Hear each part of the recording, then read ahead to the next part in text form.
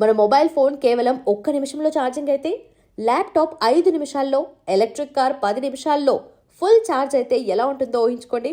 ప్రస్తుతానికి అది సాధ్యం కాకపోవచ్చు, కానీ సమీప భవిష్యత్తులో ఖచ్చితంగా ఈ ఊహ నిజం కానుంది.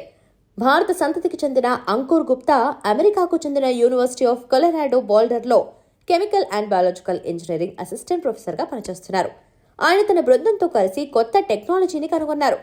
National academy of sciences proceedings జర్నల్లో ప్రచురించిన వివరాల ప్రకారం అతి సూక్ష్మ రంధ్రాల సముదాయంలో సంక్లిష్ట అయాన్లనే ఆవేశిత కణాలు ఎలా కదులుతాయో గుర్తించారు. ఇప్పటి వరకు అయాన్లు ఒక రంధ్రం గుండంగానే నేరుగా కదులుతాయని భావిస్తున్నారు.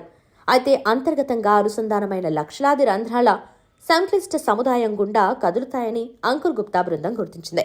వీటిని కొద్ది నిమిషాల్లోనే ప్రేరేపితం చేయొచ్చు, వాటి కదలికలను అంచనా వేయొచ్చు. ఈ పరిజ్ఞానం మరింత సమర్థవంతమైన సూపర్ కెపాసిటర్లకు మార్గం సుగమం చేయనుంది. సూపర్ కెపాసిటర్లు విద్యుత్తును నిల్వ చేసుకునే పరికరాలు. ఇవి వాటిలోని సూక్ష్మ రంధ్రాల్లో అయాన్లు పోగుపడటం మీద ఆధారపడి పనిచేస్తాయి.